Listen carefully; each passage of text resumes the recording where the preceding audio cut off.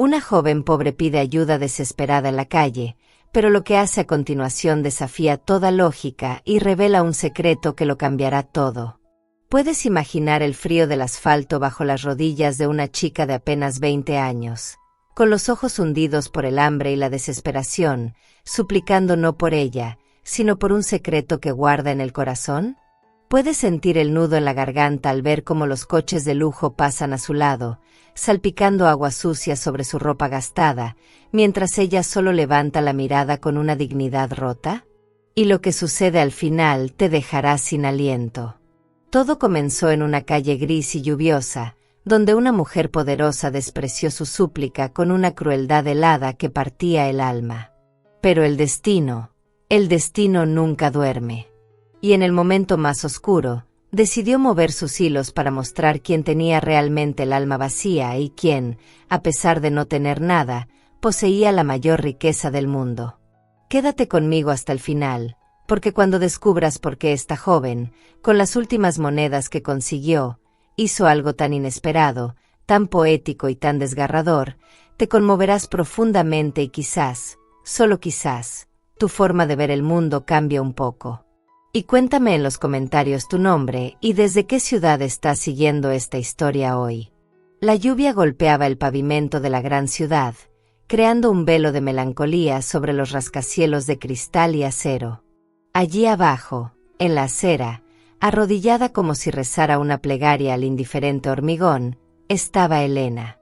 El aire olía a tierra mojada y a gases de escape, una mezcla ácida que se le pegaba a la piel y se metía en el alma.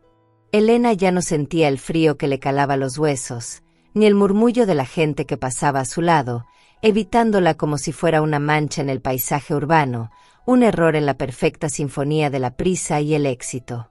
Su mundo se había reducido a un solo punto de dolor y amor, el rostro pálido y febril de su hermano pequeño, Mateo, esperándola en la habitación minúscula y húmeda que llamaban hogar. Tenía solo 20 años, pero sus ojos, dos pozos oscuros en un rostro afilado por el hambre, contenían la fatiga de una vida entera. En ellos se reflejaba la sombra de sus padres, perdidos demasiado pronto en un accidente de coche envuelto en susurros y silencios culpables, un suceso que los había arrojado de una vida modesta, pero digna, a la más absoluta y cruel miseria. Ahora, solo se tenían el uno al otro, dos náufragos en una isla de asfalto. Y Mateo estaba enfermo. Una tos seca y persistente se había convertido en una fiebre que no cedía, robándole el color de las mejillas y la luz de la mirada. El médico del dispensario gratuito, un hombre de rostro cansado y corazón bueno, había sido claro: necesitaba un antibiótico específico, caro, inalcanzable. Cada día sin él era un paso más hacia un abismo que Elena no se atrevía ni a nombrar. Por eso estaba allí, de rodillas, con un pequeño cartel de cartón escrito con mano temblorosa: «Por favor, ayúdenme. Llevamos 5 días sin comer». Era una verdad a medias, una mentira piadosa que dolía menos que la completa. La comida era un lujo, pero la medicina era la vida. Un sedán negro, brillante como una pantera bajo la lluvia, se detuvo en el semáforo junto a ella. Dentro, una mujer de facciones duras como el mármol y joyas que relucían con una luz fría, la miró con desdén. Era doña Isabel Montenegro, una de las mujeres más ricas e influyentes de la ciudad, una figura cuya sombra se proyectaba sobre finanzas, política y sociedad. Sus ojos, fríos como el hielo, recorrieron la figura de Elena con una mezcla de asco y fastidio. No vio a una joven desesperada, vio a una molestia, un fallo en el sistema perfecto de su mundo, una nota discordante en su melodía de poder. Elena levantó la vista, y sus miradas se cruzaron por un instante a través del cristal blindado. En los ojos de Elena había una súplica pura, universal, la petición silenciosa de un ser humano a otro. En los de Isabel, un muro de desprecio inexpugnable. La mujer hizo un gesto con la mano, un movimiento corto y brusco, como si espantara a un insecto molesto, y le dijo a su chófer, Román, que subiera la ventanilla del todo, aunque ya le estuviera, sellando así el último resquicio de conexión con el mundo exterior. El coche arrancó con una aceleración suave y poderosa, dejando a Elena con el sabor amargo de la humillación en la boca y el eco de una risa ahogada que se perdió en el rugido del motor. Ese encuentro, tan breve y tan brutal, no fue un simple desplante. Fue la chispa que encendería un fuego que nadie, y menos Isabel Montenegro, podría prever. Elena se quedó inmóvil, sintiendo como una lágrima caliente se mezclaba con la lluvia fría en su mejilla. La indiferencia dolía más que el hambre, más que el frío. Era un veneno sutil que te hacía sentir invisible, inexistente, un error en la creación. Se levantó con dificultad, sus rodillas entumecidas y doloridas, y comenzó el largo camino de vuelta a casa, con las manos y el corazón más vacíos que nunca. La pequeña habitación en la que vivían olía a humedad, a pobreza y a enfermedad, un aroma dulzón y triste que se adhería a todo. Mateo dormía, pero su sueño era inquieto, interrumpido por la tos seca que sacudía su frágil cuerpo como una tormenta. Elena se sentó a su lado en el colchón gastado, le puso un paño húmedo en la frente ardiente y contuvo las lágrimas, mordiéndose el labio hasta sentir el sabor metálico de la sangre. Sentía una rabia impotente crecer en su pecho, una tormenta que chocaba contra los muros de su propia debilidad. ¿Por qué el mundo era así? ¿Por qué algunos tenían tanto que podían permitirse el lujo de despreciar la vida de otros, mientras ella no tenía ni para una simple pastilla que podría salvar a su único tesoro? La noche cayó, y con ella, la desesperación se hizo más densa, más oscura. Miró por la ventana rota, cubierta con un trozo de plástico que vibraba con el viento, las luces de la ciudad que parecían estrellas lejanas e inalcanzables. Cada luz era un hogar, una cena caliente, una familia, una vida que no era la suya. Se sentía como una náufraga en una isla diminuta, rodeada por un océano de indiferencia.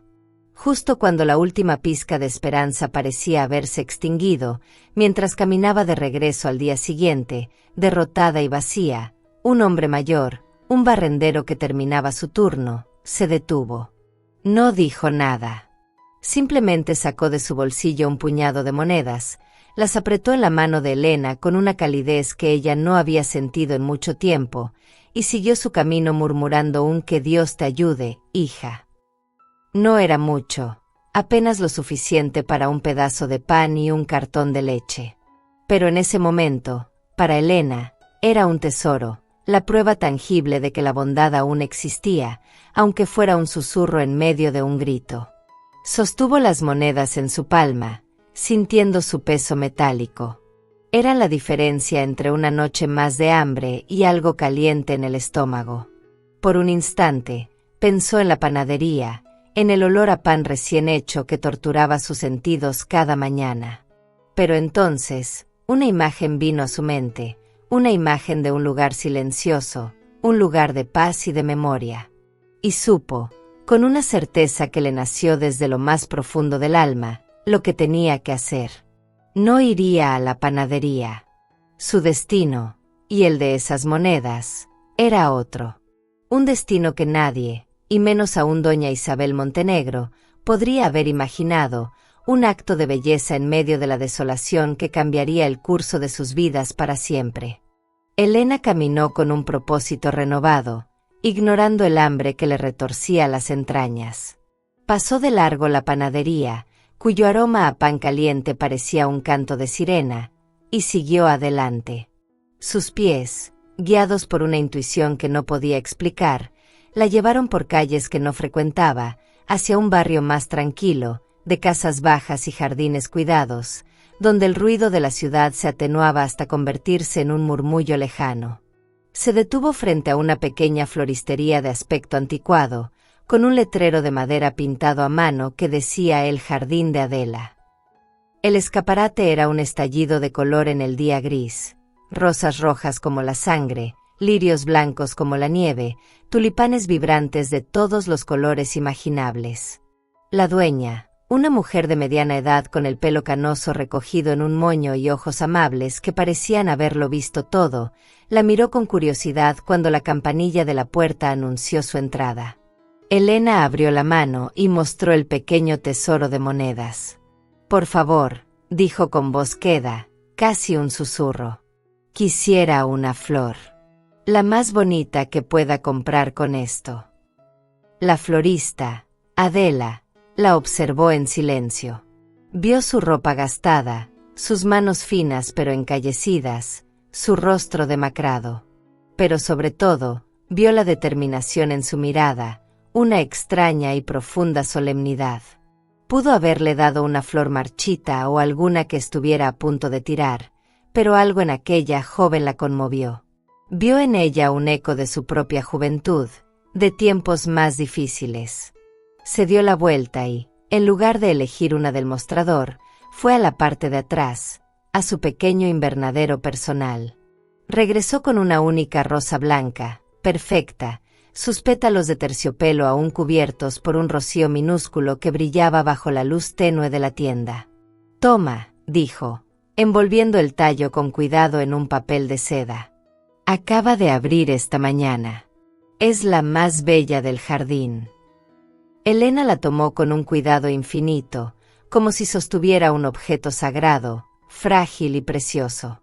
«Gracias», susurró, y en esa palabra iba toda la gratitud del mundo, un agradecimiento que Adela sintió en el corazón. Salió de la tienda y continuó su camino. Tomó el autobús urbano que la llevó hasta las afueras de la ciudad, donde el cementerio se extendía en una colina verde y silenciosa, un lugar de paz suspendido sobre el caos urbano. La lluvia había cesado por fin, y un sol pálido y acuoso se filtraba entre las nubes, bañando las lápidas con una luz melancólica. Elena caminó por los senderos de grava, pasando junto a mausoleos imponentes de mármol y ángeles de piedra que lloraban por la eternidad, monumentos a la riqueza que persistía incluso después de la muerte. Pero ella no se detuvo allí. Siguió hasta la parte más antigua y humilde del camposanto, la zona olvidada, donde las lápidas eran simples cruces de madera carcomida o piedras gastadas por el tiempo, con nombres casi borrados por el viento y la lluvia. Finalmente, se detuvo frente a una pequeña tumba, casi oculta por la hierba crecida y las malas hierbas.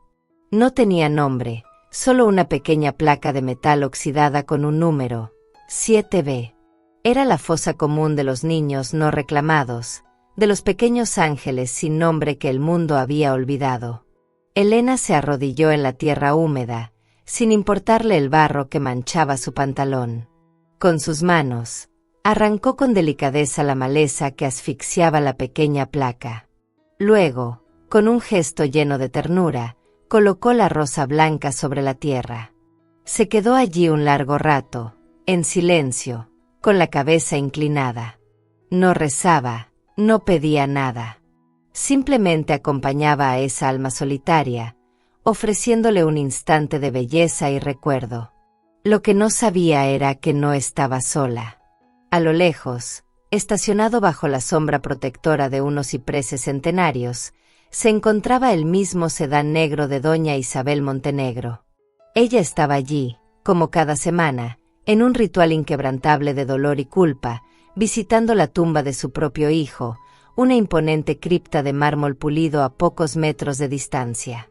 Había visto a la joven pordiosera entrar al cementerio y la había seguido con la mirada, llena de un recelo amargo. La vio arrodillarse ante aquella tumba anónima y dejar la única y perfecta flor. Una oleada de ira y confusión la invadió. ¿Qué hacía esa chica allí? ¿Era una especie de burla cruel? ¿Una extraña performance para llamar la atención, peor aún, para provocarla? La tumba de su hijo, Santiago, estaba justo al lado, un monumento al amor y al poder. Para Isabel, la presencia de Elena fue como una profanación, una mancha de pobreza y miseria junto a su sagrado dolor. Isabel Montenegro observó la escena con una furia fría que le recorrió las venas como un veneno. La imagen de esa muchacha, la misma que la había suplicado en la calle con ojos de perro apaleado, ahora arrodillada con esa flor ridículamente pura, le pareció una afrenta personal, una burla calculada. Su dolor, un santuario privado y amurallado con alambre de espino durante años, se sintió invadido, profanado por la presencia de esa insignificante. ¿Quién era esa insolente para escenificar tal acto de piedad fingida tan cerca de su propia tragedia, de la tumba de su Santiago? Para Isabel, el mundo se dividía en dos categorías claras: su esfera de poder y control, habitada por gente de su clase, y el resto, un borroso paisaje de gente prescindible, invisible. Elena acababa de cruzar una línea invisible, se había hecho visible de la peor manera posible. «Averigua quién es», le ordenó a su chofer, Román, un hombre de rostro impasible y lealtad perruna que le había servido durante años, siendo testigo silencioso de su creciente crueldad. «Quiero saber todo sobre ella. ¿Dónde vive? ¿Qué hace? ¿De qué alcantarilla ha salido? Quiero que su vida se vuelva tan miserable que desee no haberme provocado nunca». La orden fue dada con un veneno que helaba la sangre, con la precisión de un cirujano que planea una disección. Isabel no era simplemente una mujer rica y arrogante, era una mujer profundamente herida, y su dolor, en lugar de ablandarla, se había calcificado, transformándose en una coraza de crueldad. La pérdida de su único hijo, Santiago, en ese trágico y repentino accidente de coche años atrás, había extinguido cualquier atisbo de compasión que pudiera haber tenido. Desde entonces, se dedicaba a construir su imperio, a acumular poder y dinero como si quisiera rellenar el vacío inmenso de su corazón con objetos fríos y brillantes. Su marido, don Ricardo, un hombre de naturaleza más dócil y melancólica, se había convertido en una sombra a su lado, aplastado por la personalidad dominante de su esposa y por una culpa compartida que ninguno de los dos se atrevía a nombrar. Mientras tanto, Elena, ajena a la tormenta que se cernía sobre ella, regresó a su habitación sintiendo una extraña y profunda paz. El gesto en el cementerio, inexplicable para cualquiera que la viera, le había dado una sensación de propósito, un pequeño acto de belleza en un mundo feo, una luz encendida en su propia oscuridad. Pero esa paz efímera no duraría. Al día siguiente, cuando llegó al pequeño restaurante de barrio donde limpiaba los suelos y los baños por unas pocas monedas, el dueño, un hombre sudoroso y asustadizo, la esperaba en la puerta. «Lo siento, Elena», dijo, sin atreverse a mirarla a los ojos. «Han surgido quejas. Dicen que no eres higiénica. No puedo arriesgarme a perder clientes». Elena supo de inmediato de dónde venía el golpe. La mano larga y poderosa de Isabel Montenegro la había alcanzado, asfixiándola a distancia. Unos días después, el casero, un hombre avaro y sin escrúpulos con ojos de rata, llamó a su puerta.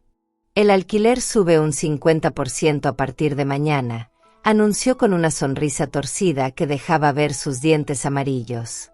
«Y tienes 2 meses de retraso. O pagas la nueva tarifa y los atrasos para el viernes, o te pongo tus cosas en la calle». Era un jaque mate.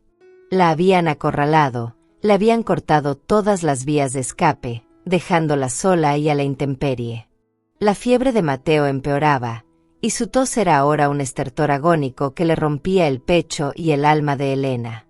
Desesperada, sin trabajo y a punto de ser desahuciada, acudió a la única persona en el barrio que siempre había mostrado un poco de humanidad, don Anselmo, el anciano dueño de la tienda de ultramarinos de la esquina.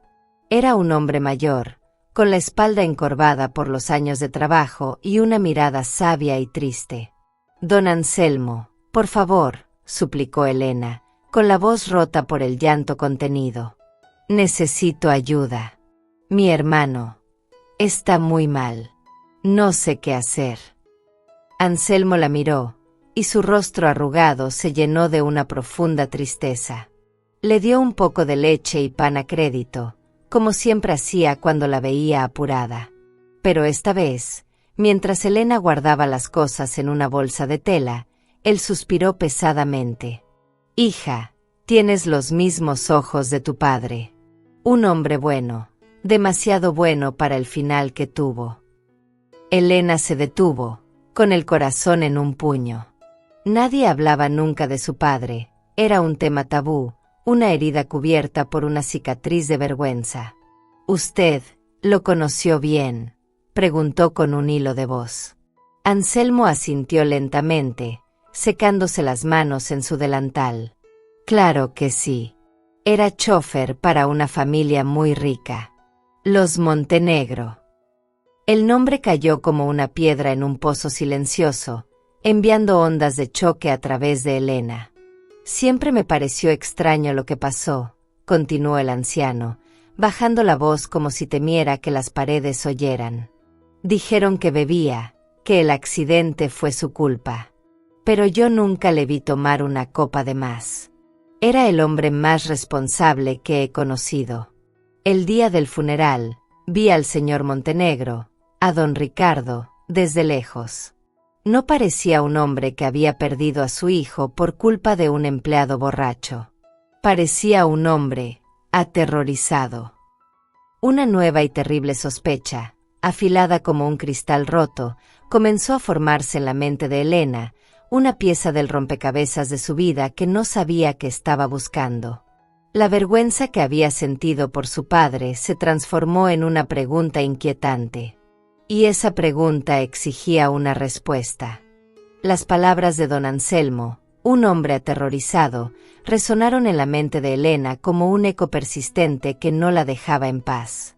La imagen oficial que le habían dado de su padre, un hombre irresponsable, un borracho cuya negligencia había costado la vida de un niño y la suya propia, comenzó a resquebrajarse, a mostrar las grietas de una mentira mal construida. Siempre había habido un velo de silencio en torno a su muerte. Su madre, destrozada por el dolor y la humillación pública, nunca quiso hablar de ello. «Fue un accidente terrible, Elena, no preguntes más», decía, con los ojos llenos de un dolor que Elena ahora empezaba a comprender de otra manera. Ahora, esa vergüenza familiar se teñía de duda, una duda amarga y creciente. Al volver a la habitación, mientras Mateo dormitaba bajo el efecto de la fiebre, moviéndose inquieto en el colchón, Elena sintió un impulso irrefrenable, una necesidad visceral de encontrar algo, cualquier cosa, que confirmara o negara la terrible sospecha que empezaba a germinar en su corazón. Se arrodilló junto al viejo baúl de madera que contenía las pocas pertenencias que quedaban de sus padres, el único legado de una vida truncada. Lo había revisado 1000 veces en busca de algo de valor para vender, pero nunca en busca de la verdad. Revolvió entre ropas viejas que aún conservaban un vago olor a su madre, fotografías descoloridas de rostros sonrientes de un tiempo más feliz, y pequeños recuerdos sin importancia.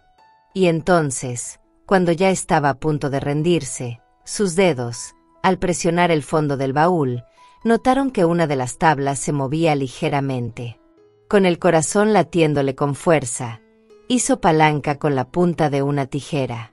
La tabla cedió, revelando un compartimento secreto. Debajo, en un doble fondo que nunca había notado, sus dedos tocaron algo metálico y frío. Era una pequeña caja de hojalata, de esas que antes contenían galletas, cerrada con un candado diminuto y oxidado. El corazón le dio un vuelco tan fuerte que tuvo que apoyarse en el suelo para no caer. Con manos temblorosas, que apenas podía controlar, forzó el candado con la punta de un viejo cuchillo de cocina. Se abrió con un chasquido seco que resonó en la habitación silenciosa. Dentro, envuelta en un pañuelo de seda que había sido de su madre, había una llave de aspecto antiguo y una carta doblada, sellada con cera roja. El sobre amarillento simplemente decía: «Para mi Elena, cuando seas mayor». Era la caligrafía de su padre, inconfundible. Con el pulso acelerado y un nudo en la garganta, rompió el sello con un dedo tembloroso. La carta estaba fechada 2 días antes del accidente. La tinta, aunque desvaída por el tiempo, era perfectamente legible. «Mi querida Elena», comenzaba. «Si estás leyendo esto, es porque lo peor ha sucedido y yo ya no estoy para protegerte a ti y a Mateo. Hay cosas que debes saber, verdades que no pueden morir conmigo, porque mi honor es lo único que puedo dejarte. He trabajado para los Montenegro durante 5 años.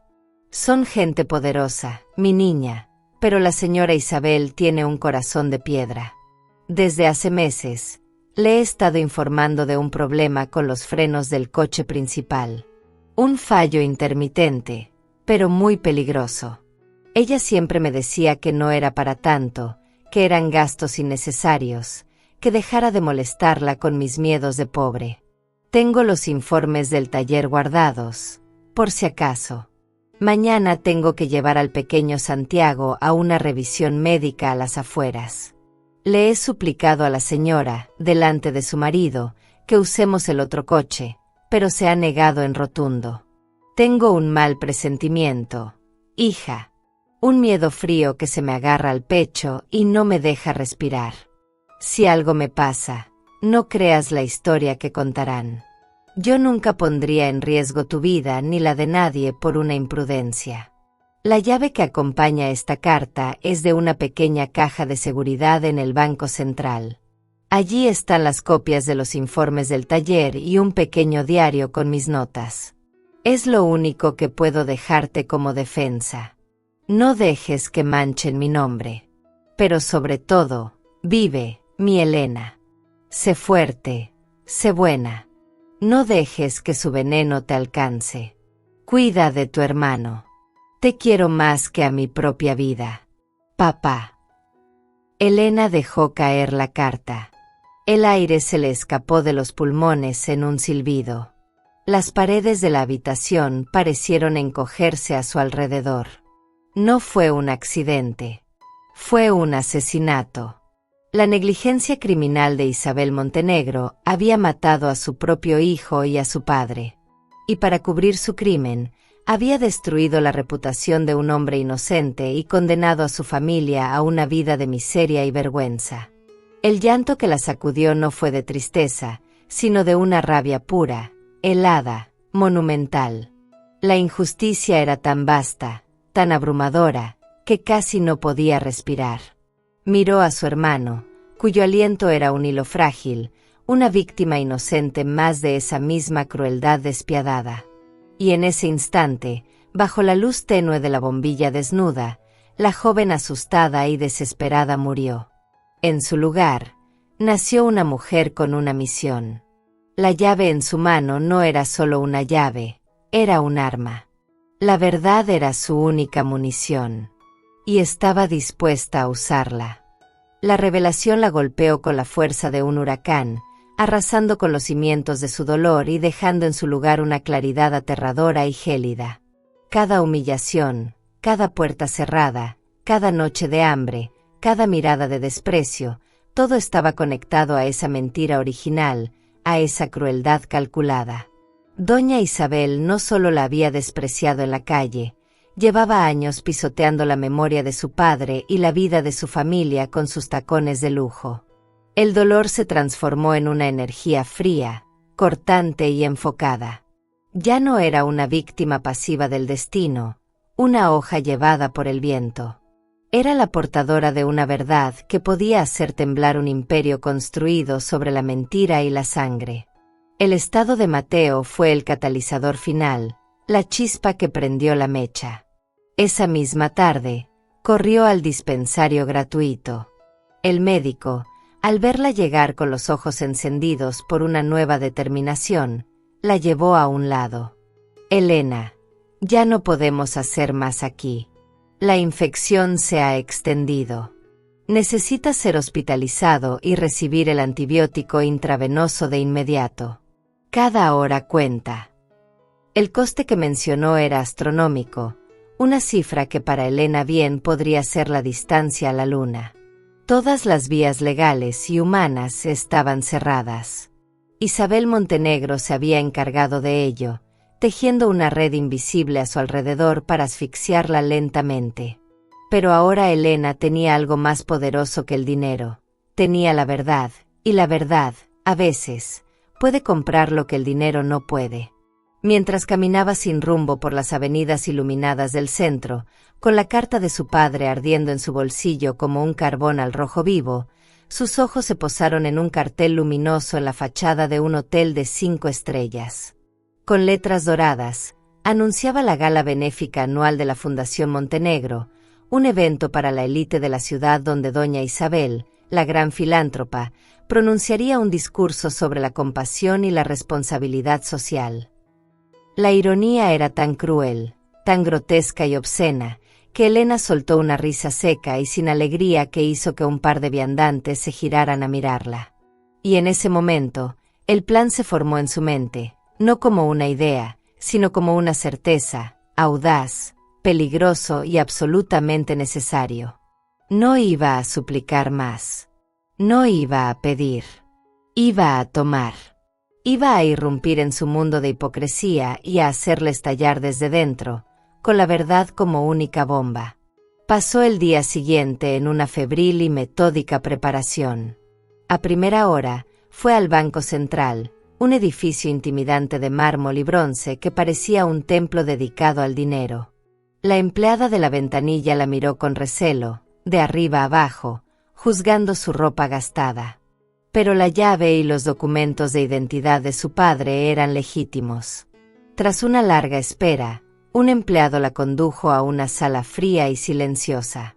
La caja de seguridad, al abrirse, despidió un olor a papel viejo y a tiempo detenido.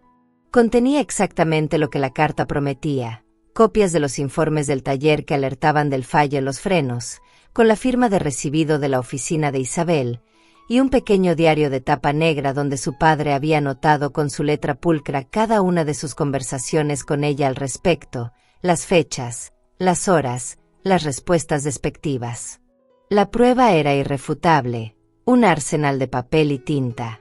Esa noche, no durmió. Con una aguja e hilo, remendó su único vestido decente, uno que había sido de su madre, de un color azul desvaído. No era elegante, pero estaba limpio, digno.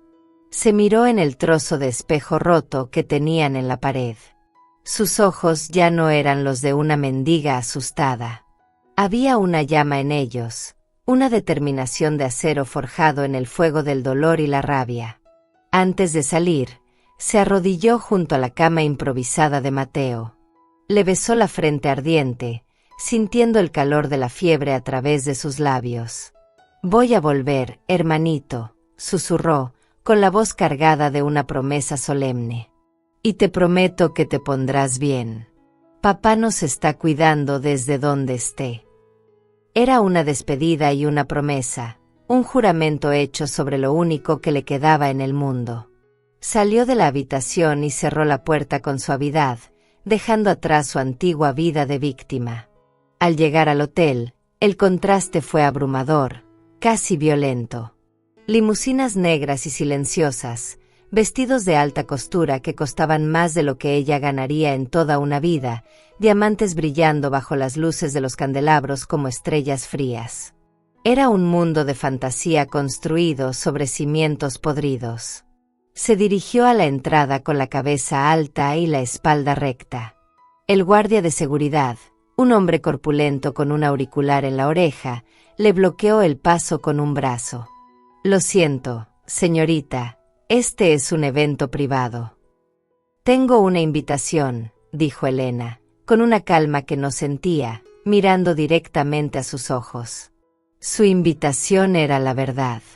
Justo en ese momento, don Ricardo Montenegro salía a fumar un cigarrillo, con el rostro pálido y tenso, como siempre. Sus ojos se cruzaron con los de Elena. Y por un instante, el tiempo se detuvo para él.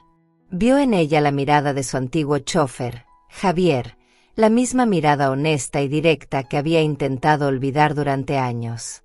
Una oleada de culpa, enterrada bajo capas de alcohol y negación, lo golpeó con la fuerza de un puñetazo en el estómago.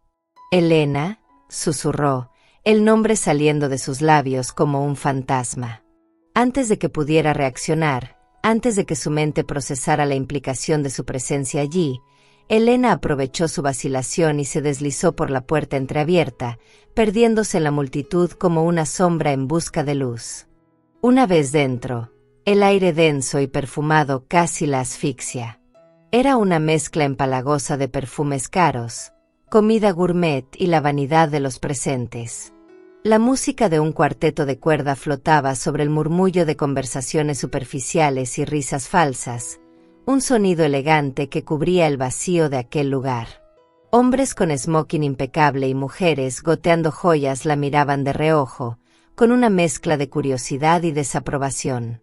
Era un fantasma de un mundo olvidado, una mancha de cruda realidad en su lienzo de fantasía perfectamente pintado. Elena ignoró las miradas, los susurros, la sensación de ser un animal extraño en un zoológico de lujo. Sus ojos buscaron un solo objetivo, un solo rostro en medio de la multitud. Y la encontró. En un estrado ligeramente elevado, bajo un foco de luz que la hacía brillar como una diosa, estaba doña Isabel Montenegro. Sostenía una copa de champán, sonriendo a las cámaras de la prensa social, la personificación de la gracia, la riqueza y la caridad. Estaba en su elemento, la reina en su corte, recibiendo el aplauso y la admiración que tanto necesitaba para alimentar su alma hueca. Elena comenzó a caminar hacia ella. Cada paso era un acto de voluntad, un desafío a ese mundo que la había aplastado. La gente se apartaba a su paso, creando un pasillo silencioso y espontáneo. El murmullo se convirtió en un silencio expectante, denso, cargado de electricidad. La música vaciló y, finalmente, se detuvo, como si el violinista hubiera visto un espectro. Todas las miradas, cientos de pares de ojos, se volvieron hacia esa figura solitaria y decidida que avanzaba con paso firme hacia el centro del poder. Isabel la vio. Su sonrisa se congeló en su rostro, reemplazada por una máscara de incredulidad y furia contenida. ¿Cómo se atrevía? ¿Cómo había osado esa insignificante pordiosera profanar su santuario, su noche de gloria? Seguridad, siseó, su voz un látigo afilado en el silencio.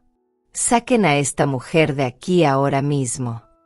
Dos guardias de seguridad, grandes como armarios, se movieron para interceptar a Elena, pero ella fue más rápida. Con un último impulso de adrenalina, subió los 2 escalones del estrado y se paró junto a Isabel. Antes de que nadie pudiera reaccionar, le arrebató el micrófono del atril. El corazón le martilleaba en el pecho como un tambor de guerra, pero su voz, cuando habló, fue sorprendentemente firme, clara y potente, amplificada por los altavoces a cada rincón del lujoso salón. «Buenas noches», dijo. La sala entera contuvo el aliento. «Mi nombre es Elena, y soy la hija de Javier Cruz, el hombre al que ustedes conocieron como el chófer borracho que mató al hijo de la señora Montenegro». Un jadeo colectivo recorrió la multitud. Isabel se puso pálida de rabia, su rostro transformado en una mueca de odio puro. «Esto es un ultraje. Está loca. Apaguen ese micrófono». Pero era demasiado tarde. Elena tenía la atención de todos, una atención que no se podía comprar con dinero.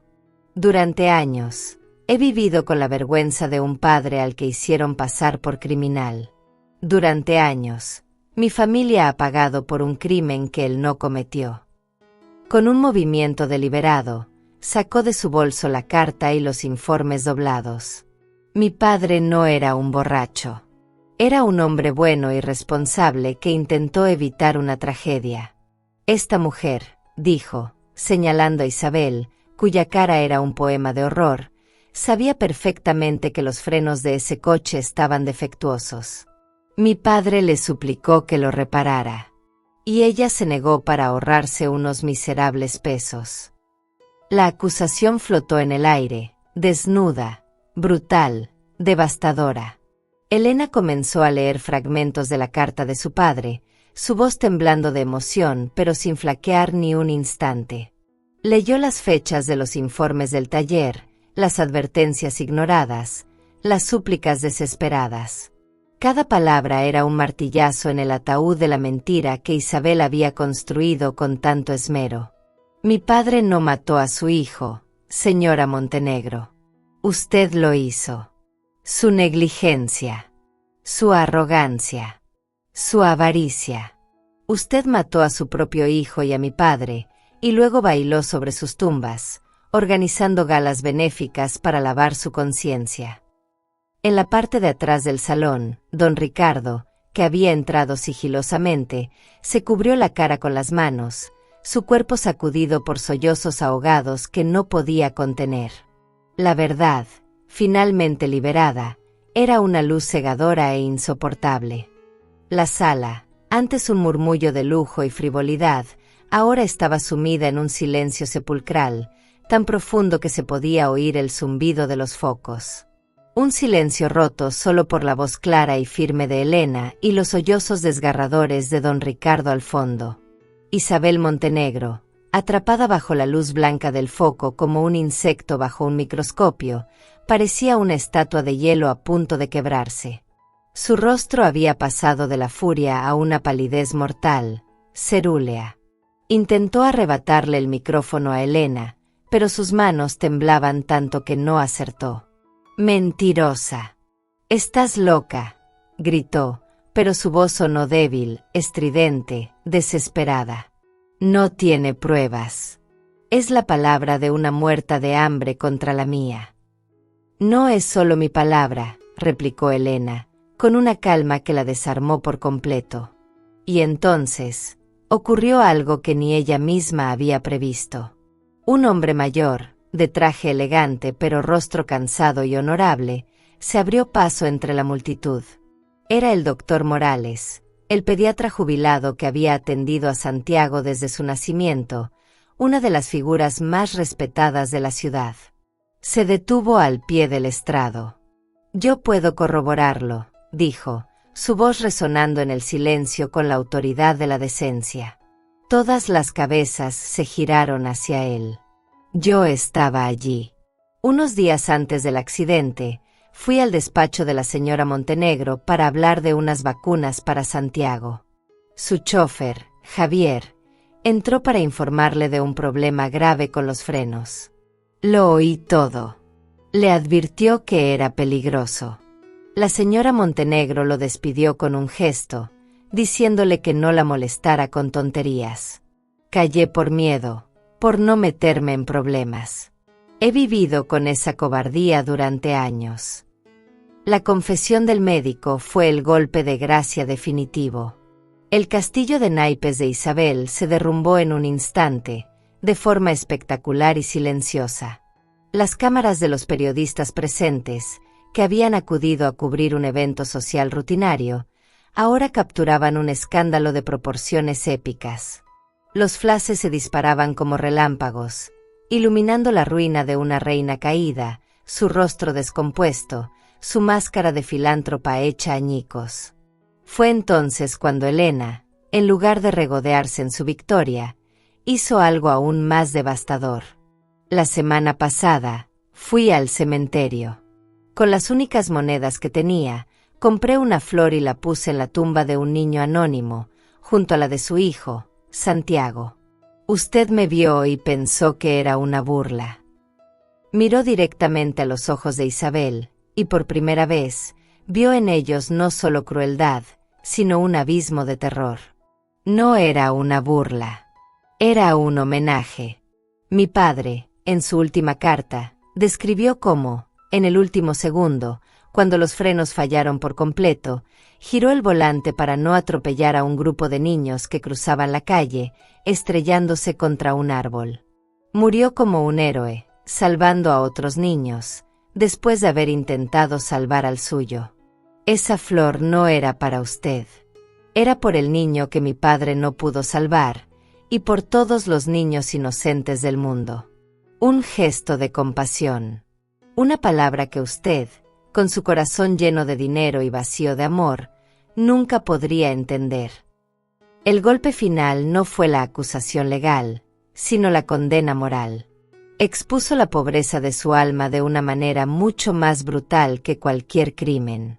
Don Ricardo, incapaz de soportarlo más, subió al estrado. Con el rostro bañado en lágrimas, tomó el otro micrófono. «Es verdad», dijo, su voz quebrada. «Todo es verdad. Yo lo supe. Y me callé. Me callé por cobardía, por miedo a ella, por mantener este circo de apariencias. Viví con esta culpa cada día de mi vida. Javier fue el mejor hombre que he conocido. Y lo dejamos morir en la deshonra para salvar nuestro maldito prestigio». La confesión pública de su propio marido fue la aniquilación total. Isabel se quedó sin palabras, su rostro una máscara de horror al ver su mundo, su reputación, su vida entera, desintegrarse ante sus ojos en tiempo real. La gente en la sala, sus antiguos admiradores, ahora la miraban con una mezcla de horror y desprecio. Una mujer elegante del público se levantó. «Esta gala se acabó. Pero la causa de esta joven acaba de empezar. Mi donación de esta noche es para su hermano». Como una ola, otras voces se unieron. «Y la mía. Y la mía también».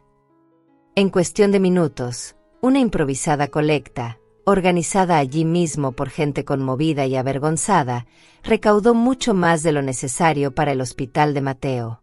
La justicia no había llegado a través de un tribunal, sino a través de la verdad, en el corazón mismo del imperio de la mentira. Elena, con lágrimas silenciosas rodando por sus mejillas, observó cómo la bondad, una vez más, se abría paso en la más profunda oscuridad. Los meses que siguieron fueron un torbellino de cambios sísmicos.